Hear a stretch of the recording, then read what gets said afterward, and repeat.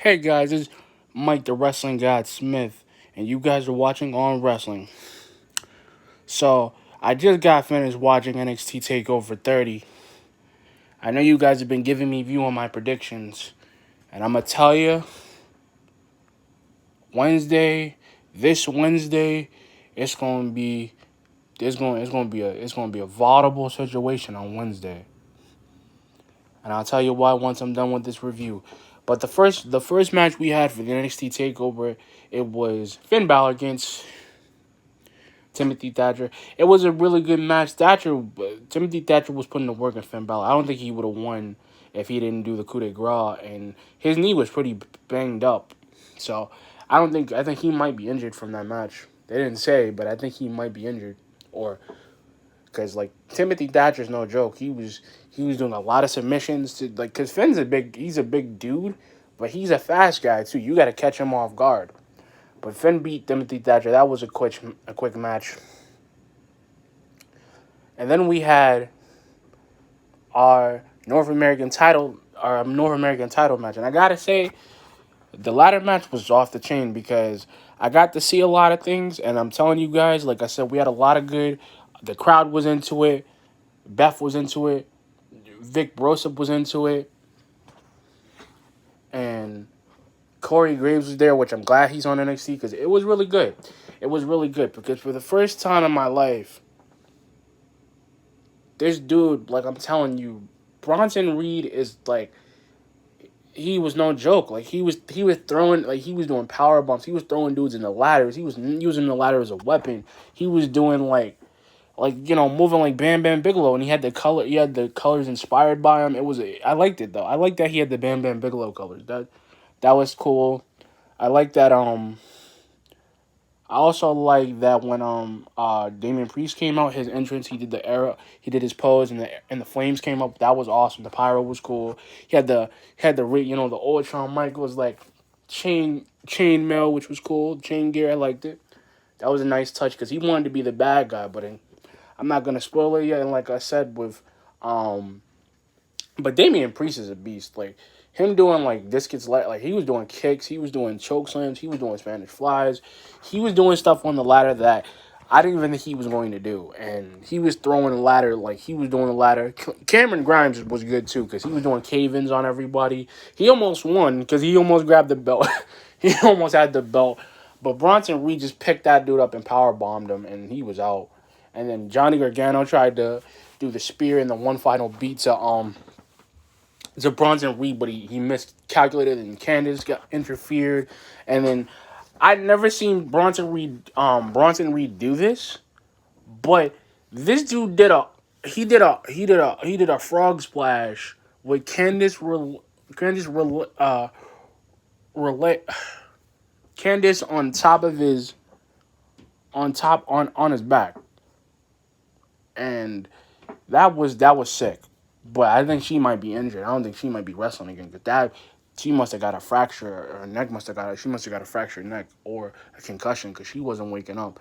And Johnny was on top of her, and she landed face first on Johnny. Man, that's gotta hurt. And the crazy thing is, like, you know what? I like Velveteen Dream, but he was so busy trying to like pose on the ladder, and he was going to try to do. I think he was going to try to do the Death Valley Drive on the ladder, but he did it, and then he forgot.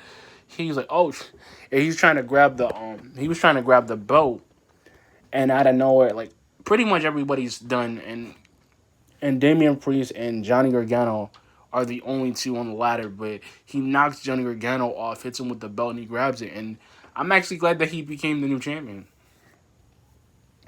Like everybody thought he wasn't going to do it. He said he was. He said he wanted to live forever. And he just made his benchmark. And I'm gonna say that this is going to make everybody want to come after him, which means he's probably going to get Dexter Lumis. He's going to come back. Tommaso Ciampa's coming back because I saw the video package and he's coming. That means he's coming for Cross. But I'll explain that once I get to that. And then we had a great match between the Adam Cole Pat McAfee. Pat McAfee, he wasn't bad. It wasn't a squash match because it was a long match. It was I would say about a 15-20 minute match because they were getting it in. And Adam Cole. The thing about Pat McAfee was like he still was making jokes even though he had his boys in there and he still lost. But the thing is, what surprised me more, he had a wrestling. He actually learned a little bit. It wasn't like a cheap wrestling thing. Like he knew what he was doing. He was doing like knees. He basically landed off like he landed on his feet because he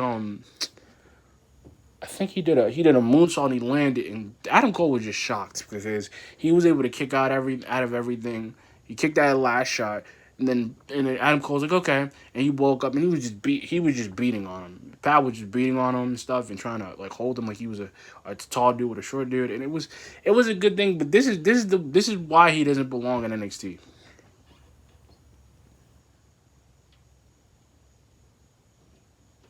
This is exactly why, because you can't do what they do. You learned a little bit. Adam Cole's been doing this since he was 18. And you know what was funny? It was a good match, but I like the fact that Adam Cole he was able to stand tall. And that I already knew that was going to happen, guys, but I really wanted to talk about that Dakota Kai and Io match because it was great. Because Dakota Kai was ripping up Io's arm, and that's I think her thing is she's good at joints and stuff. And even with Raquel trying to be cheap and trying to win the match for Dakota Kai, because she does it like basically the ref gets knocked out with a knee, which I'm surprised he got knocked out. He could have ducked out of the way, and Io was gonna hit him, but Io's been she did a great moonsault though, because she did a great moonsault. And what I liked about it was that it was a very methodical matchup, but it was really good pacing. The match had really good pacing because we've been wanting this match, and the crazy thing is that she still retained, and then out of nowhere, Raquel Gonzalez tried to beat up Io at the end of the match, and then Rhea Ripley's like, "This is my brutality hits," and Rhea comes out and tries to face Gonzalez. Like she's trying to take on everybody. And the funny thing is, it wasn't like they were staring each other back and forth. They were staring at each other. Meaning that means she was staring at Io too. Meaning that she's gonna want that title back because she said, "Yo, you had your reign. I want my title back." I think that's what the thought was, and then we get to our main event, the main event of the evening. Clarion Cross versus the Limitless Keith Lee, and this match was great, dude. This match was great. It was back and forth, and Clarion Cross, like once he finds a weakness, he was beating the crap out of Keith Lee, so he was just giving it to him. And Drew was right. You got to be ready for this dude because he's not like he's not like anybody and I've said this before. He's not like anybody we've ever faced. He is not the typical NXT dude. He's not. Like, he showed up, and he's been making a splash with people and just ripping them to death. And, like, the funny thing is, like, Clarence Cross was surprised that he was going blow for blow with him. And it was two titans fighting each other. It was like Thanos fighting Galactus, and it was just like, and Thanos won. And I'm just like, I don't even know what to say because, like I said, he does the Doomsday Saito, like, again, he kicks out of that. Does his submission, he breaks out of it. And then Keith Lee tried to do the power, his spear bump, but it wasn't enough energy. He didn't have enough strength to do it. And I think it was like a half strength one, and then he tried to do, I really think he tried to get on the second rope and he grabbed him. But I think Clarence Cross did the Doomsday off the second rope I didn't see, and he lands it, and then he 1, 2, 3, and he beats him. And the thing is that, and I said this when I was making my predictions, and all my predictions came through, even the one about Clarence Cross. The reason I'm saying this, guys, is because whatever Clarence Cross is, whatever he is, this dude is not the regular dude. Like I said this before, and between all the fights, like this is the mindset of it. It's like there's nothing he can do.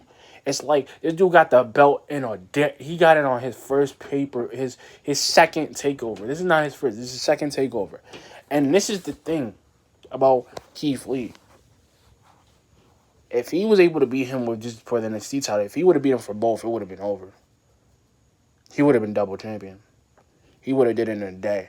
And the thing is, like, everybody was saying that Keith Lee was going to retain. I already knew because this is good for Keith because he it's not saying he got cocky, but this is the thing. This is one guy he's going to fight him. It's going to be another rematch. They're going to have another rematch. It's going to be different because, like I said, guys, this dude, like, this is the thing. Like, everybody who's in NXT right now that literally have been, their luck has been really good, is the fact that everything, like I said before, a takeover changes everything in NXT, unlike SummerSlam or unlike anything on the main roster. It actually changed, like, you can feel it. And the one thing, like, I saw it, like, I see this dude is, and Corey Graves literally called him Doomsday. This dude is Doomsday himself in a human form, and only difference is that he's a monster. They don't even know, like, Keith couldn't even, like, if he was able to take on Keith blow for blow and didn't have to submit him and literally had to take everything to beat him, that means Keith gonna come back even stronger and faster than ever. Like, he's gonna be relentless. That means he's gonna take on Dominic Dijakovic. That means he's gonna have war to fight in NXT. That means he's gonna take on everyone. That means he's gonna get both those titles back in such a fashion that I'm telling you guys on Wednesday, and I'm making a prediction. Like I said, NXT Takeover 30 was great. It was great, guys. You can listen to this review. I'm telling you, he's gonna be on a fast track, and he's gonna get everyone. That means he's not stopping. You never catch Keith Lee on guard. You never catch him on guard. This dude has been on a fantastic run, and they're not going to ruin that championship run. He's going to get in that championship run back, and he's going to be a double champion again, because I'm telling you, this was just round one. This is round one. This is like the ending of Rocky 4, but the only difference is that the bad guy won instead of the good guy. This is Rocky 4, man. I'm telling you, he's going to come back, and he's going to start training again, and he's going to be better, and he's going to make a promo, and he's going to call Cross out. He's going to call him out. He's going to call him out. I'm telling you, I got a blood feeling that he's going to call that dude out. He's going to call him out. It's going to be a war. It's going to be, we don't even know what to, I don't even know what to tell you guys. It's just going to be, it's just going to be a massive war. Because Wednesday's going to be a volatile situation. And I said this before, when I first said this, it's going to be a volatile situation. It is. Like I said, it's going to be a volatile situation. But NXT 30 was great, guys. And I'm telling you, if you listen to this video, and I'm telling you, and I'm only saying this because I told you, all my predictions that I made was coming. My predictions are never wrong. You guys know that 100%. You guys have been giving me 30 views on this thing. I told you, this Karrion Kross guy is no joke. Keith was ready, but Karrion Kross was just on another level. He was on another level, bro. I don't even know what kind of level it doesn't even. It felt like he was God for him. Like he just went God Super Saiyan, and Keith couldn't even beat him. Keith was a mere. It was like a child. He was like a mere child to this dude. He just couldn't beat him. It's like I said, he's just not. He is not.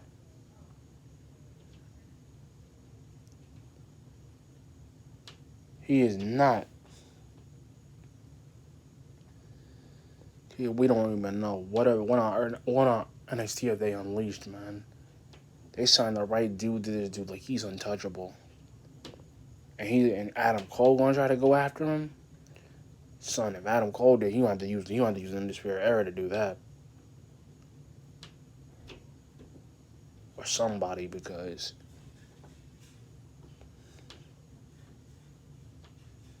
them dudes can't. Them dudes, nobody can stop them, bro. It's like it just the NXT universe just fell silent, but it's just he is nothing new. This dude is nothing new. He is not like anybody else in the world, bro. And every time you see him, he gets stronger. But anyway, guys, like, comment, subscribe. Peace.